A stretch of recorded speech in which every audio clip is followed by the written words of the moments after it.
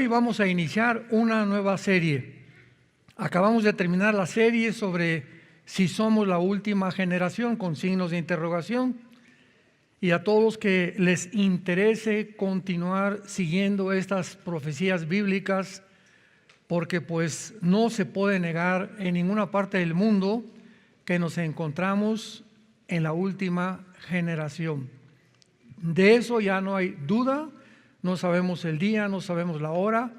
Lo único que sabemos es que no vamos a cometer el error que cometieron los fariseos. En Mateo 16, del 1 al 4, Jesucristo les dice: generación incrédula, ¿cómo es posible que ustedes distingan las señales de los cielos y no hayan sabido cuándo iba a aparecer el Mesías? Los reyes que vinieron del oriente lo sabían. Simeón y Ana, que era la profetisa y un sacerdote, también estaban conscientes que era el tiempo del Mesías.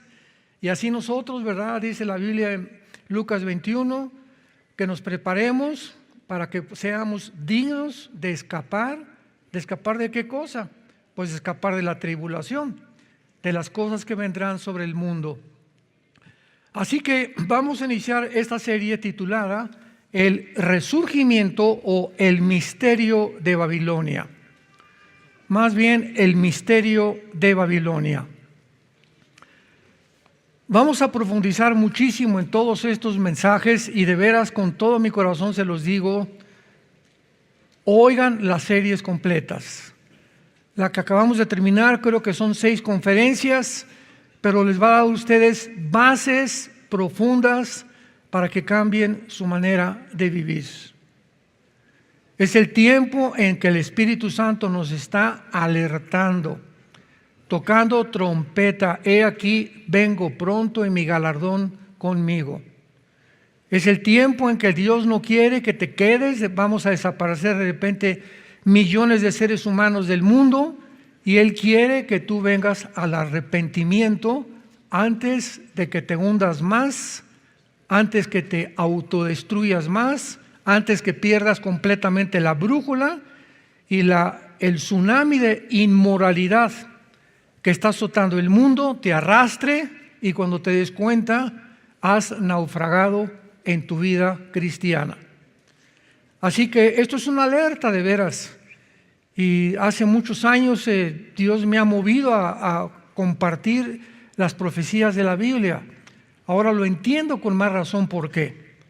Porque realmente nos encontramos en una generación muy, muy peligrosa, muy bendita al mismo tiempo, pero interesante, emocionante, porque estamos siendo testigos de los acontecimientos a nuestro alrededor y verificándolos y dándonos cuenta que tenemos que creer lo que estamos viendo aunado a las páginas de las Sagradas Escrituras.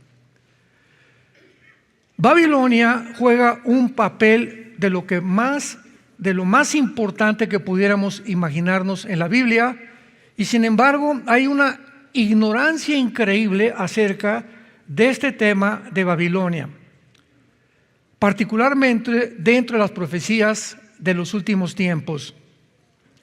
La Biblia menciona 280 veces a Babilonia.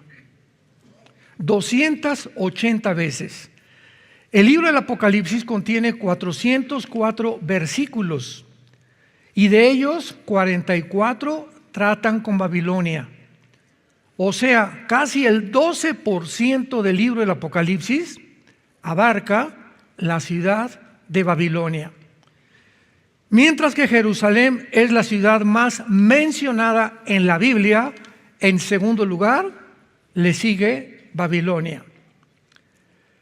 Mientras que Jerusalén significa la ciudad de la paz, Yehu Shalom en el hebreo, ciudad de la paz, Babilonia significa la ciudad de la confusión, de la oscuridad y de las tinieblas o de la guerra. Mientras que el templo de Dios fue edificado y algún día será reedificado en Jerusalén, la Torre de Babel, que fue la primera rebelión masiva contra los mandamientos de Dios y el primer esfuerzo humano para abortar el plan de Dios, será edificada en Babilonia, que es actualmente Irak, o la tierra de los caldeos, o la tierra de Sinar. Mientras que la Nueva Jerusalén es descrita como una ciudad eterna, la Nueva Babilonia, la que se va a reconstruir, es descrita como una ciudad que será destruida por Dios al finalizar los 7 años de la tribulación. Rápidamente vayamos a Apocalipsis capítulo 17, de donde tomamos el título El misterio de Babilonia, y la pregunta lógica a continuación es: ¿por qué se le califica como un misterio? El capítulo 17 de Apocalipsis relata o describe a Babilonia como un sistema religioso dentro de una ciudad. Y el capítulo 18 nos describe otra Babilonia, pero con otras características. Porque el versículo 1 del capítulo 17 dice: vino uno de los 7 ángeles que tenía las 7 copas, diciéndome: te mostraré la sentencia contra la gran ramera, la que está sentada sobre muchas aguas. Pero en el capítulo 18, versículo 1, después de esto vi otro ángel. Aquí nos damos cuenta que son 2 Babilonias completamente diferentes.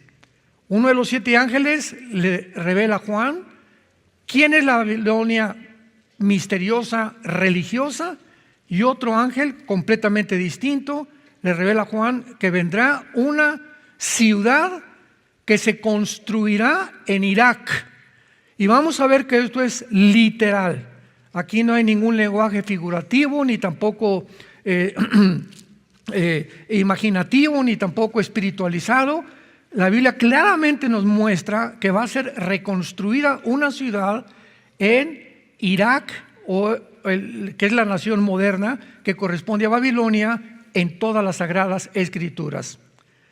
Pero veamos en los primeros 5 versículos del capítulo 17 para tener una introducción, y de ahí vamos a continuar desarrollando estas interesantes conferencias que nos abrirán un panorama completamente nuevo para muchos y descubrir los misterios de Dios encerrados, codificados en la palabra de Dios para los entendidos.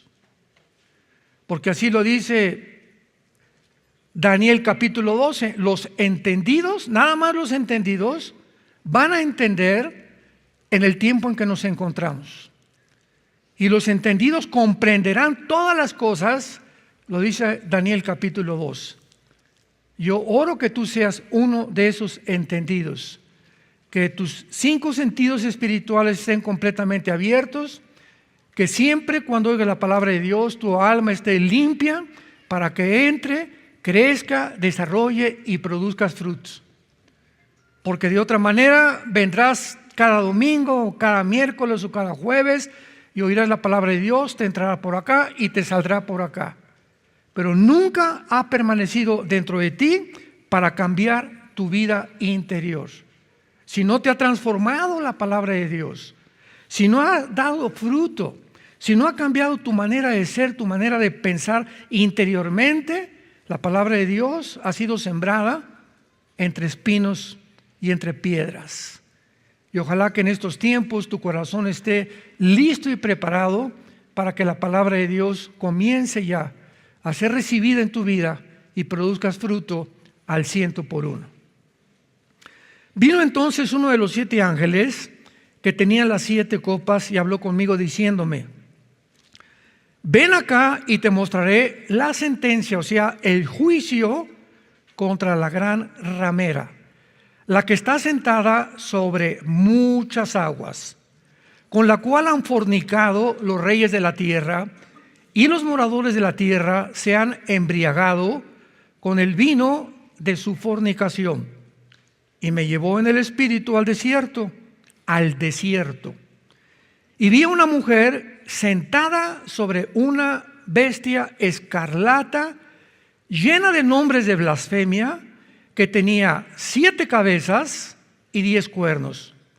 Y la mujer Estaba vestida de púrpura y escarlata, y adornada de oro, de piedras preciosas y de perlas, y tenía en la mano un cáliz de oro lleno de abominaciones y de la inmundicia de su fornicación, y en su frente un nombre escrito, un misterio: Babilonia la grande, la madre de las rameras y de las abominaciones de la tierra.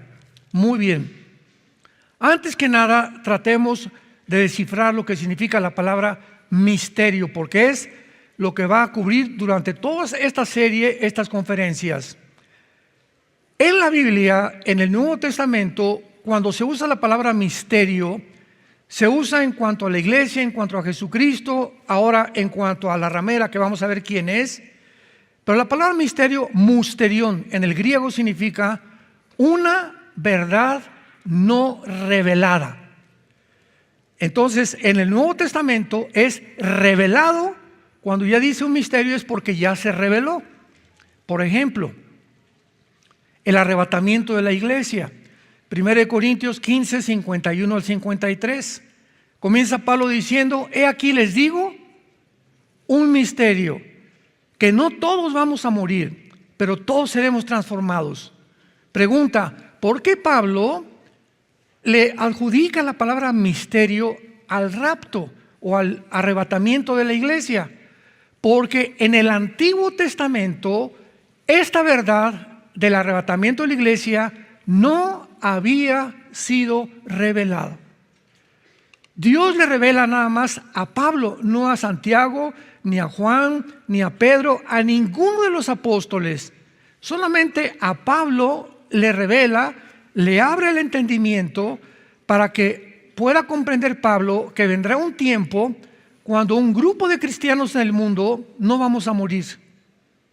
Este es el misterio, que en el Antiguo Testamento esta doctrina del rapto no existía en el Antiguo Testamento. Entonces era un misterio, y por eso es hasta el Nuevo Testamento que Dios quita el sello de muchos misterios del Antiguo Testamento para revelarlos a nosotros, la iglesia. Veamos rápidamente esto. Mantengan ahí la página Apocalipsis 17, en el libro de los Efesios, capítulo 3. Para respaldar esto y que tu entendimiento sea aún más claro con la palabra de Dios. Efesios 3. Por esta causa yo, Pablo, prisionero de Cristo Jesús por vosotros los gentiles, si es que habéis oído de la administración de la gracia de Dios, que me fue dada para con vosotros, que por revelación me fue declarado el misterio, como antes lo he escrito brevemente, leyendo lo cual podéis entender cuál sea mi conocimiento en el misterio de Cristo. Escuchemos esto: misterio que en otras generaciones no se dio a conocer a los hijos de los hombres, como ahora es revelado. ¿A quiénes? A sus santos apóstoles y profetas por el Espíritu. ¿Cuál es este misterio que se le reveló a Pablo? Versículo 6, que los gentiles son coherederos y miembros del mismo cuerpo y copartícipes de la promesa de Cristo Jesús por medio del Evangelio. No sabían en el Antiguo Testamento ninguno de los profetas, ni se había revelado que Dios iba a formar un nuevo cuerpo, que a Israel lo iba a sentar en la banca y que entonces Dios iba a introducir en esta época de la gracia que se llama, o la dispensación de la gracia en la cual estamos viviendo, que durará 2000 años, iba a introducir a un nuevo cuerpo que ahora solamente no habría puros judíos. En el Antiguo Testamento Cristo lo dijo: vengo por las ovejas de Israel. Dios había tratado con Israel, pero Dios le da carta de divorcio a Israel, y ahora levanta una nueva entidad que se llama la iglesia, que somos todos nosotros.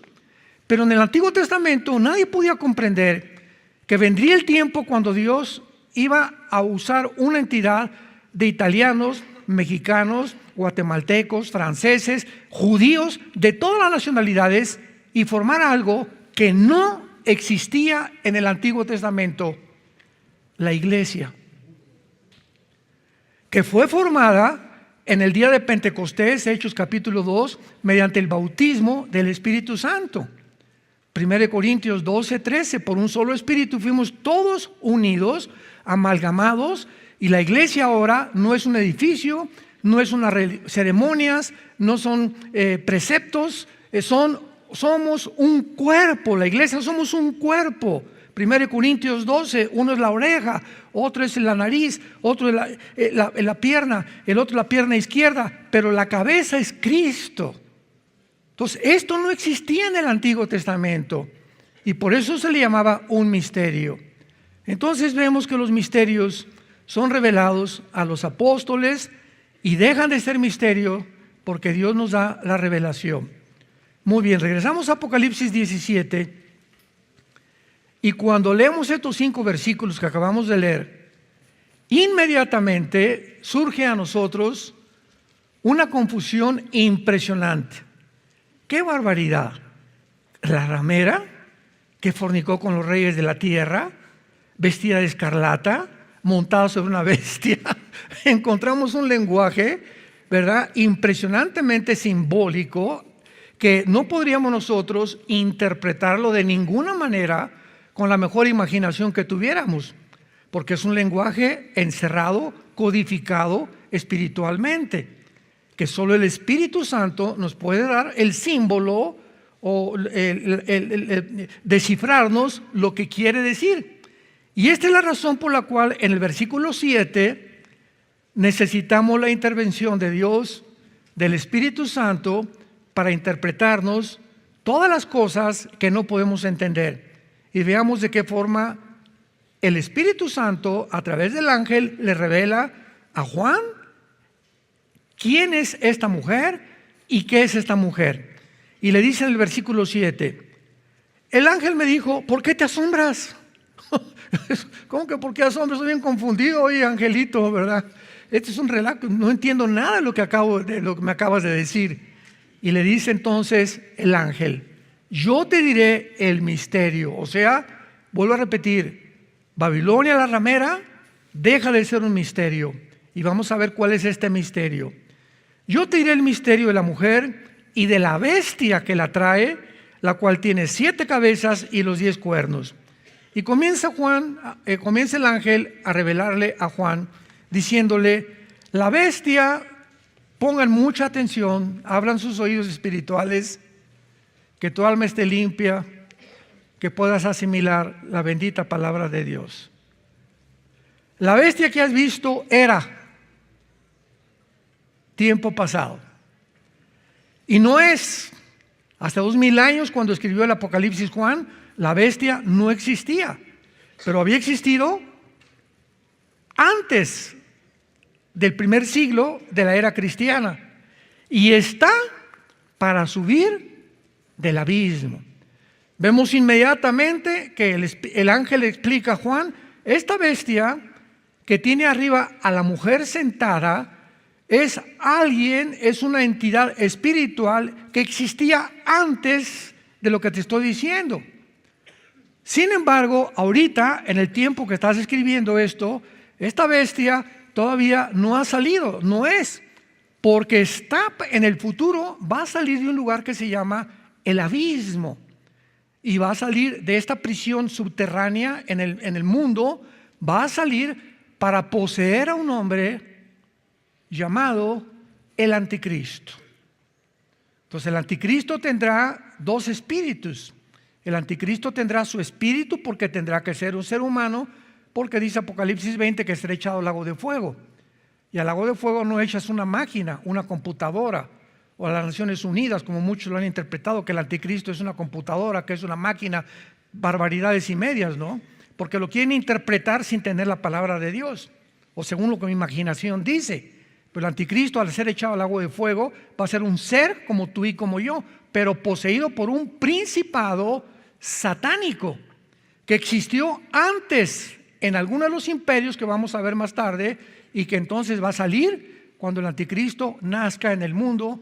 Y tal vez los primeros 30 años del anticristo en esta tierra será un hombre político normal, que nadie sabe quién es, pero a los 30 años, al igual que Cristo, A los 30 años, el Espíritu Santo vino sobre él en el río Jordán, se abrieron los cielos, una voz dijo: este es mi Hijo bien amado. Y a los 30 años, de acuerdo al Antiguo Testamento, un sacerdote no podía ser sacerdote antes de los 30 años en el Antiguo Testamento.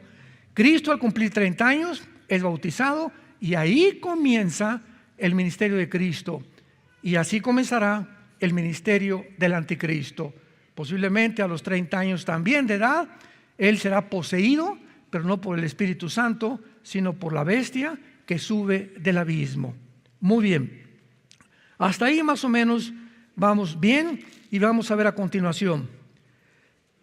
Y los moradores de la tierra, versículo 8, aquellos cuyos nombres no están escritos en la fundación del mundo, en el libro de la vida, se asombrarán, viendo la bestia que era, y no es, y será. Ahora muy bien, esto para la mente que tenga sabiduría. Las 7 cabezas que vimos que tenía la bestia, ¿verdad? En el versículo 3, son 7 montes sobre los cuales se sienta la mujer. Y son 7 gobernantes. 5 de ellos han caído, o sea, en el tiempo de Juan, 5 imperios habían caído. Síganme con mucho cuidado. Apúntalos: Asiria, Egipto, Babilonia, los medos y los persas, y ¿quién siguió después? Los griegos. Son los 5 imperios que ya habían caído antes del apóstol Juan hace 2000 años. Son 7 gobernantes, son 7 líderes, son 7 reyes que ya han caído. Uno es, ¿quién es el que era? Roma. Era el imperio bajo el cual nació Jesucristo y murió Jesucristo. Roma es ¿el qué? El quinto. Y el otro aún no ha venido.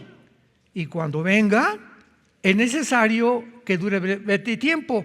Después de Roma, ¿quién sigue?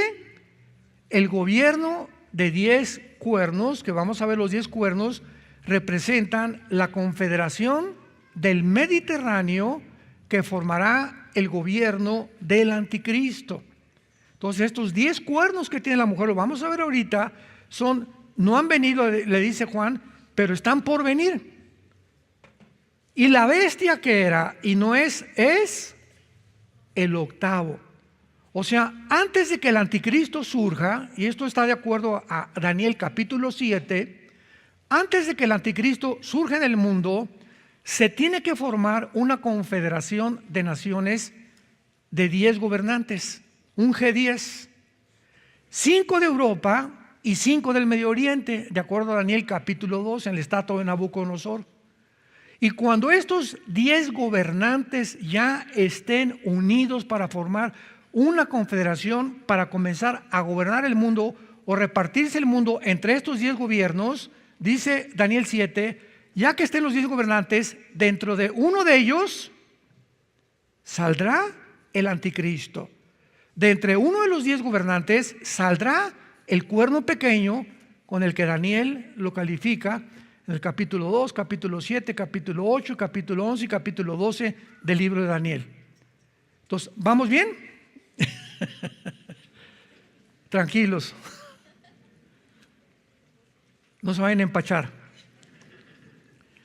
Muy bien. Y los 10 cuernos, versículo 12, que has visto, todo esto lo está explicando el Espíritu Santo, son 10 gobernantes o 10 reyes que aún no han recibido reino, pero por una hora recibirán autoridad como reyes juntamente con la bestia. O sea, serán los 10 gobernantes que formen el gobierno del anticristo.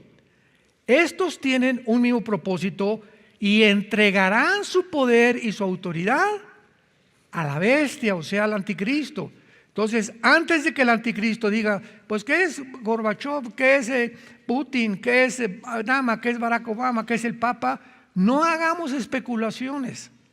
La cronología bíblica es maravillosa y cuando la entendemos y podemos realmente poner las piezas juntas en el rompecabezas, podremos descansar y ver un poco, y porque Dios quiere que veamos claramente el panorama, porque mientras más claro lo veamos, más paz vamos a tener que ya nos vamos. Aleluya.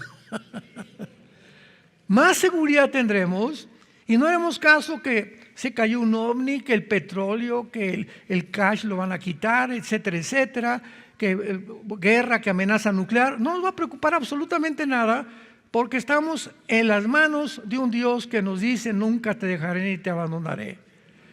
No se turbe vuestro corazón, no tengan miedo, creer en Dios, crean también en mí, les dijo Cristo a los discípulos antes de morir. Lo primero que nos dice Dios es: no permitas perder la paz. Se murió tu abuelito, lo vamos a alcanzar. Se murió tu hijo. Todo lo que esté pasando alrededor del mundo es temporal. Todo es temporal. Vamos de paso nosotros por este mundo, somos peregrinos. No te aferres a nada a esta vida. Somos peregrinos, el mundo. Juan 17, Padre, te pido y te doy las gracias porque ellos no son del mundo, como yo tampoco soy del mundo. Estamos en el mundo, pero no pertenecemos. Este planeta no es de nosotros todavía. Estamos en un planeta bajo la guerra.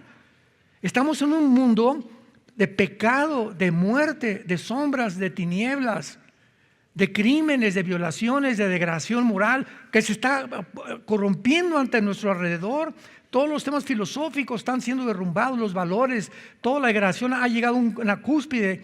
Al mismo tiempo que hemos alcanzado una altura tecnológica, al mismo tiempo nos vamos degradando más y más moralmente. Estamos aquí en la computadora y vamos a llegar a la luna, y por el otro lado, nunca la degradación moral había estado tan bajo, nunca.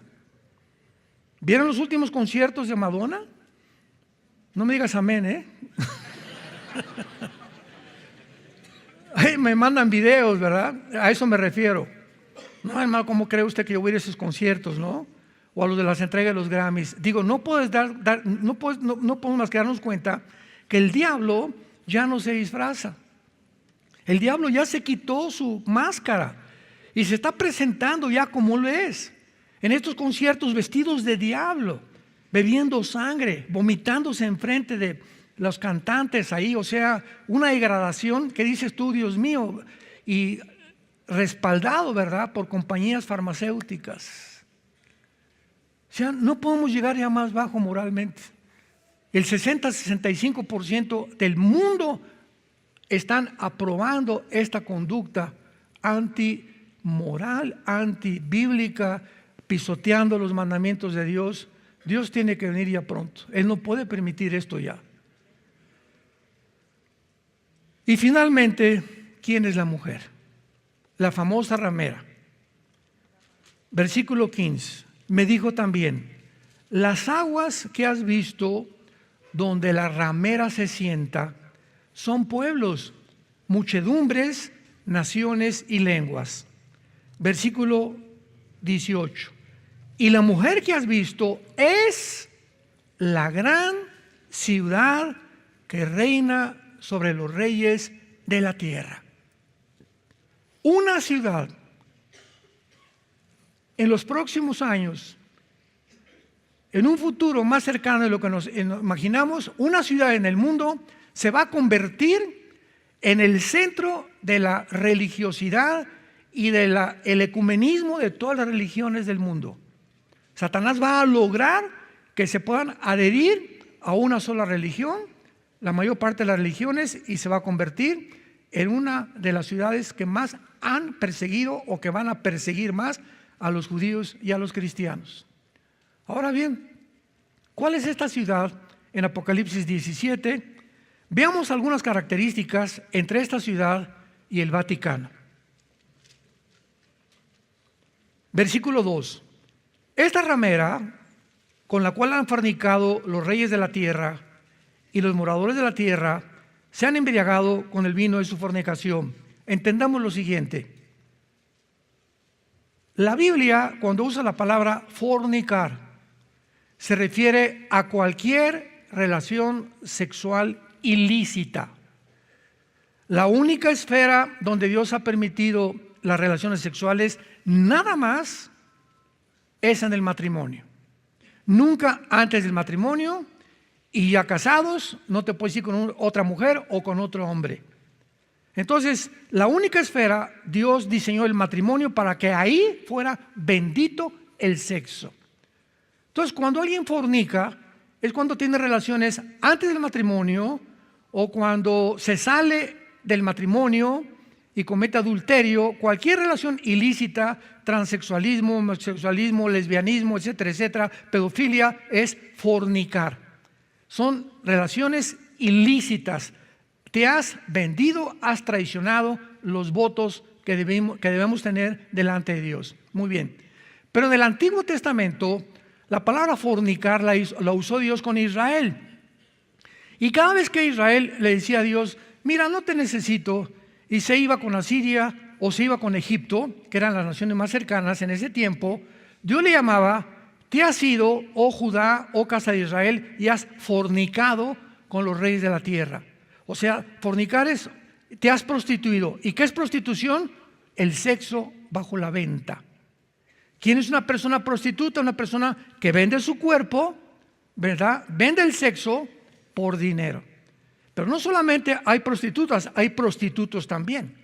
Hay hombres que también entregan su cuerpo por dinero o por favores monetarios. Y en el ámbito espiritual, de la misma forma, políticamente, Israel cometió fornicación, se prostituyó cuando se vendió a otras naciones para creer que esas naciones, Egipto o Asiria, los iban a proteger de sus enemigos y no Jehová. Y así la prostitución en el siglo XXI. Tú crees que si vendes tu cuerpo y vas a recibir dinero, por eso Dios no te va a proveer y por eso te atreves a prostituirte, porque no crees las promesas de Dios y vendes tu cuerpo. Y yo lo he dicho, lo mismo en el ministerio. Un pastor que es llamado a ser pastor y se quiere meter a la política, ha prostituido su ministerio. También nosotros podemos prostituirnos, cualquiera se puede prostituir en cualquier área. Es cuando te vendes o tus convicciones las crucificas y pues si este partido me conviene más ya que hay más dinero, ya no tengo convicciones, antes pertenecía yo a este partido, me voy a otro partido, prostituyo mi llamado, mi política, mi filosofía, mis convicciones por amor al dinero y que me vaya mejor en la vida.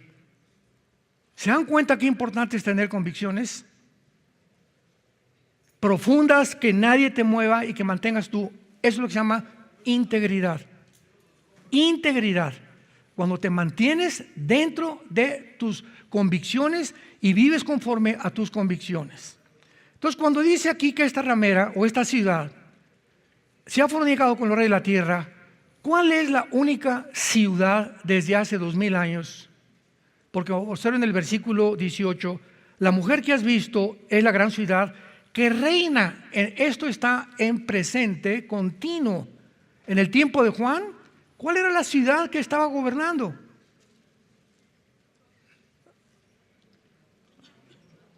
¿Atlacomulco? ¿Toluca? ¿Tlalnepantla? Roma.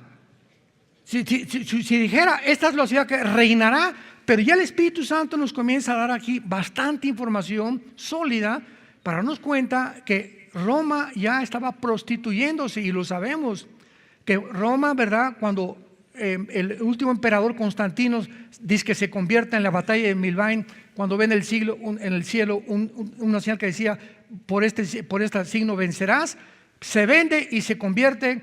Era políticamente, decimos, L.A. Magata, pero revolcada, decimos en México. Roma era políticamente y Roma no ha dejado de existir, simplemente Roma dio una voltereta y ahora se llama el Sacro Imperio Romano.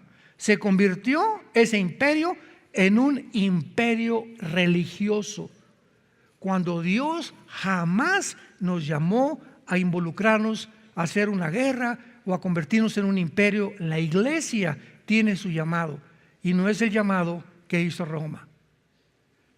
El Vaticano es la única religión en la historia desde hace 2000 años que tiene un asiento en las Naciones Unidas.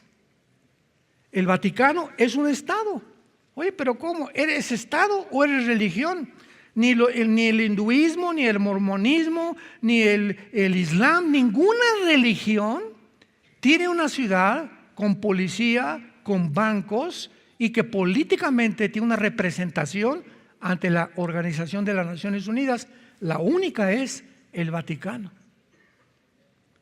Han fornicado los reyes de la tierra, o sea, se ha vendido y los moradores de la tierra se han embriagado. ¿Quién es una persona embriagada? Una persona que al ingerir alcohol o otras sustancias pierdes el control de tu mente, no sabes lo que haces y después te arrepientes porque no estabas en tus 5 sentidos.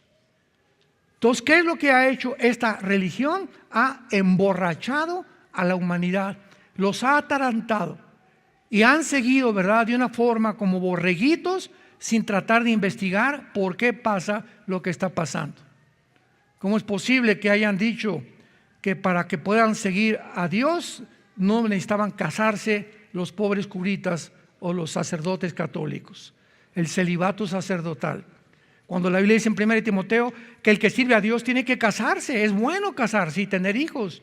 Pero ¿por qué instituyeron esto? ¿Por qué inventaron que al tomar la hostia tomas a Jesucristo y lo tomas el domingo, se te sale el lunes a viernes y lo vuelves a tomar el domingo? Bueno, son 37 herejías que no están en la Biblia. Los niños, que si un niño no lo bautiza se va al limbo. ¿Dónde está el limbo, por el amor de Dios? Ni en la Biblia del Mormón está.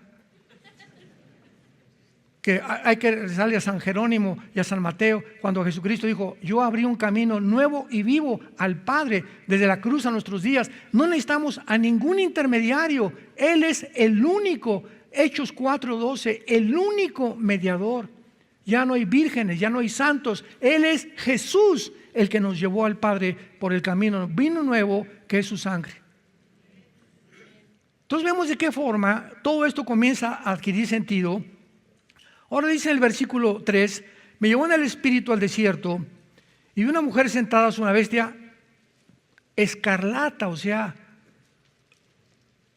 de color morado, sentado sobre una bestia escarlata llena de nombres de blasfemia, y la mujer estaba vestida de púrpura.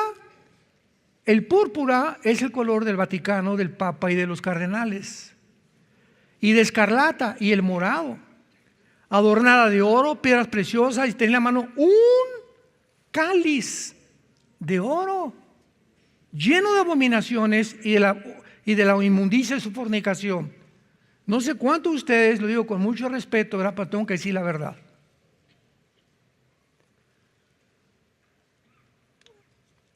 A mis amigos y parientes católicos les he preguntado muchas veces: oye, tía, tío, abuelo, ¿tú sabes lo que es la misa? Mijito, déjame pensar qué es la misa. Es la Eucaristía, cuando le elevan y le entregan al Señor. De acuerdo, mira, querido abuelito, querido compadre, querida tía, querido tío, ¿cómo es posible que tú sigas un sistema filosófico o una ideología religiosa sin ni siquiera saber qué es lo que enseñan? El vino los ha embriagado. O sea, siguen porque mi abuelito fue de esta religión, mi papá fue de esta religión, mi mamá fue de esta religión. Yo tengo que seguir exactamente lo que he heredado de mis... Oye, pero a lo mejor tu abuelita estaba equivocada y tu papá también. Entonces creo que cada quien somos responsables de investigar la verdad. Eso me pasó a mí y a nuestra familia y a muchos de ustedes también. Yo les he platicado, a los 13 años entré al seminario salesiano ahí en Acapulco, Guerrero. Quería yo ser cura. Y cuando llegaron en la noche y me dijeron que tenía que ser el voto sacerdotal, ¿qué es eso? Le dije al arzobispo que nos visitó ahí en el seminario: pues que no se pueden casar, muchachitos. ¿Cómo qué? ¿Y luego la güerita esa que pasó? Le hablé a mi papá y le dije: papá, fíjate que me acaban de decir que no puedo casar. Yo aquí no puedo seguir. Yo de por sí que fui bien enamorado desde que era niño, ¿no? Y mi papá fue por mí rápido y me sacó del seminario y estaba feliz de la vida mi papá. A pesar de que mi papá traía el cordón de San Francisco y éramos católicos de nombre, nunca fuimos a la iglesia, ni a la misa tampoco. O sea, algo tenía mi papá que le molestaba, que sabía que no era verdad, ¿no? Pero vemos nosotros claramente que son los colores y el cáliz cuando el cura entra al altar. Y me acuerdo porque fui acólito. ¿Se acuerdan los acólitos? Ya no usan los acólitos. Entonces, antes de pasar al seminario, pues como fui lasallista, mi hermano Alexandro y yo fuimos primaria y secundaria en el Colegio de La Salle, que es muy buena, académicamente es muy buena educación, pero nos lavaron el cerebro que querían que fuéramos hermanos de La Salle en San Juan Bautista de La Salle y comenzamos de acólitos en Acapulco. Y me acuerdo que me tuve que aprender en latín todas las respuestas que el padre decía cuando subía el cáliz. Y el padre al entrar al altar dice: introibo al altare Dei adiam collectifica juventutes meam. Me introduzco, o sea, cuando el cura entra a la misa y levanta el cáliz, está diciendo: me estoy introduciendo, nada más escuchemos esto, al altar de Dios. Ahora el altar somos nosotros, para poder convertir el pan y el vino en el cuerpo de Jesucristo. De acuerdo al segundo concilio de Trento, la misa es la repetición del sacrificio de Cristo por los vivos y los muertos. O sea, aquí está la cruz, se la brincaron. Lo mismo que los fariseos y los judíos. Los judíos, esperando sacrificios, no hicieron caso que con un solo sacrificio, Hebreos 10, nos hizo perfectos para siempre. El sacrificio de Cristo quitó ceremonias, quitó ritos, quitó mediadores. Ahora su muerte en la cruz es suficiente para poder llevarnos al Padre.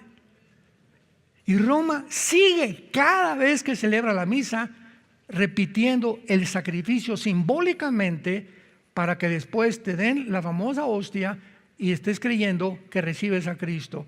Porque de acuerdo a un poder mágico, ellos convierten la hostia y el vino en el cuerpo y la sangre de Cristo. Le ganaron a David Copperfield.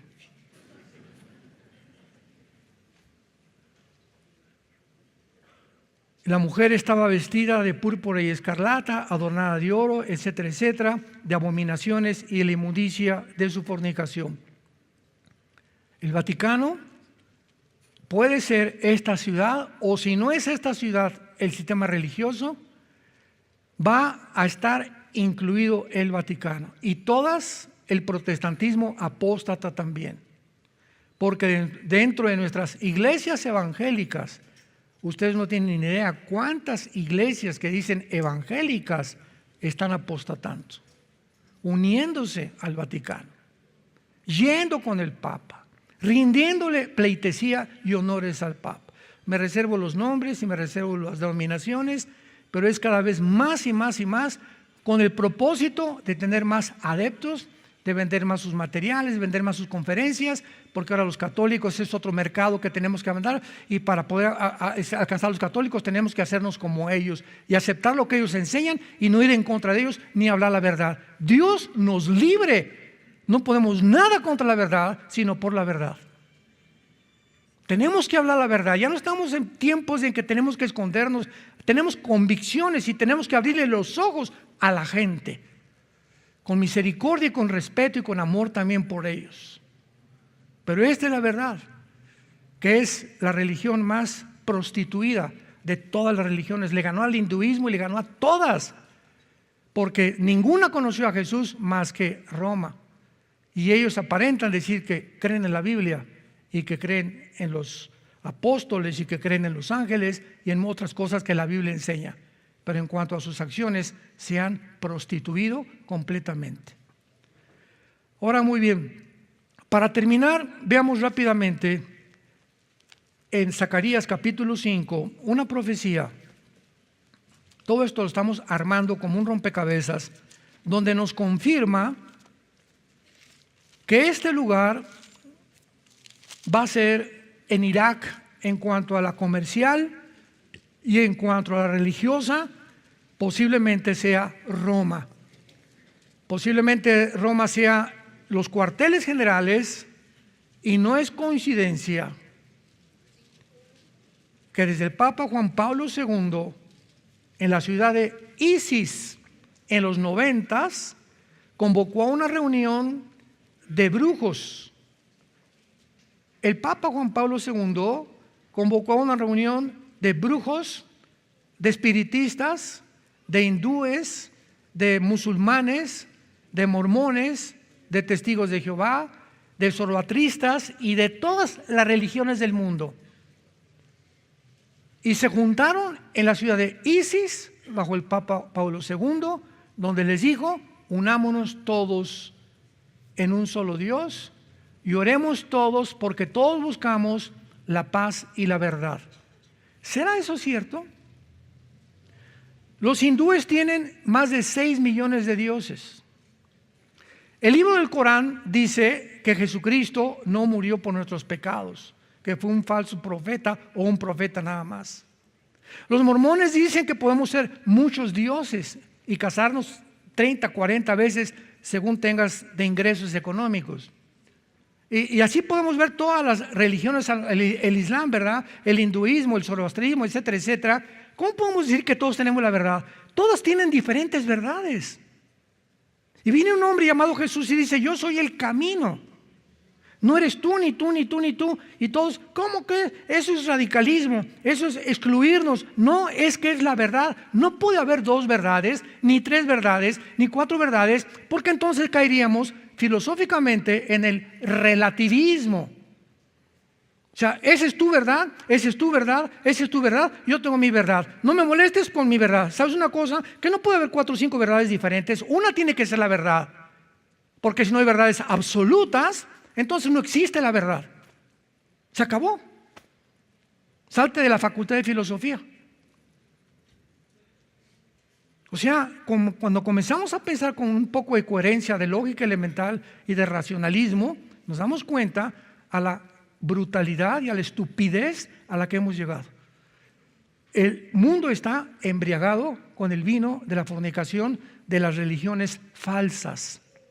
Y nosotros hemos sido llamados real sacerdocio, nación santa, pueblo elegido de Dios, para anunciar las virtudes de aquel que nos llamó de las tinieblas a su luz admirable. Tú eres la luz en tu familia, en tu escuela, en tu taller, en tu bufete de abogados, en tu oficina, en tu hospital, en tu clínica. Tú y yo somos los testigos, y para eso se nos dio el Espíritu Santo, para no tener miedo. ¿Miedo de qué? Dios te dice: nadie te puede tocar si yo no lo permito. No tengas miedo, di la verdad. Ahora no la dices porque no estás convencido, ni tienes tampoco convicciones propias. Y sin fe es imposible agradar a Dios. El mundo está a punto, el barco está a punto de hundirse, y la gente sigue dándole a la gente, oyendo lo que le gusta a la gente, predicando: todo va a ser rico, todo te va a ir bien, somos el campeón que traemos dentro, por aquí, por allá.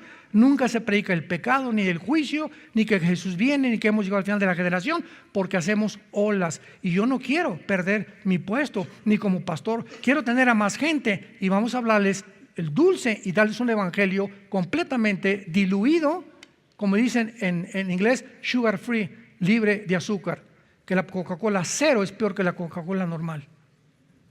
Así estamos nosotros espiritualmente. Abramos los ojos y démonos cuenta que hemos llegado al final. Sé valiente, no tengas miedo, esfuérzate, yo estoy contigo, dice el Señor. Es el tiempo que podamos nosotros dar testimonio de la verdad, y la verdad se llama Jesucristo. Te damos gracias, Padre, por tu palabra. Bendito sea el Dios y Padre que nos ha elegido según su presencia para ser rociados con la sangre de Cristo, para predicar la verdad y para poder dar testimonio de que Jesús es el Hijo de Dios, y que el Dios de Abraham, de Isaac y de Jacob es el único Dios vivo y verdadero. No hay otro. Él es Dios. Él creó los cielos y la tierra y nos ha dejado como evidencia sus profecías para que podamos verificar, evidenciar que la Biblia no es de interpretación privada. Los santos hombres que escribieron la Biblia fueron inspirados por el Espíritu Santo para que pudieran dar testimonio, y este testimonio a muchos de ellos les costó la vida. durante 3 siglos del cristianismo primitivo en el Coliseo romano, fueron echados a los leones, colgados, convertidos en teas humanas, quemados, encadenados en prisiones bajo su orina y su excremento, pegados a otros animales. ¿Y todo por qué? Porque no tuvieron miedo ni temor de decir que Jesús era el Señor. No tengas miedo, dice el Señor, yo soy tu Dios. ¿Qué es el hombre para que tengas de él temor? Y el Hijo del Hombre para que no te deje dormir. Ten temor de mí, temor de aquel que hizo los cielos y la tierra, temor del pecado, temor de la maldad, porque el principio de la sabiduría es el temor de Dios. Muchos de ustedes en este tiempo, Dios les abre el corazón a través de la Biblia y del Espíritu Santo para decirte que Dios te ama. Dios te ama. Y así como estás de sucio, de sucia, no importa los pecados que hayas hecho, si tú en esta tarde le pides perdón a Dios y Él entra a tu corazón, tus pecados que eran como el carbón serán como la blanca lana, porque en la sangre de Cristo hay perdón de pecados. Dile a Dios sinceramente en este momento: Señor mío y Dios mío, gracias por amarme en la cruz, por abrir tus brazos entre el cielo y la tierra, ser exhibido como un vulgar ladrón entre 2 ladrones, colgado entre el cielo y la tierra para decirme que tú eres el mediador entre el cielo y la tierra, y que tu sangre que derramaste en esa cruz tiene el poder de en este instante lavarme, perdonarme todo mi pasado y protegerme para el futuro. Señor Jesucristo, creo que a los 3 días resucitaste de los muertos y que ahora vives. Por eso te pido que entres en este instante en mi vida. Te recibo como mi Señor y mi Salvador. En tu nombre precioso te doy las gracias.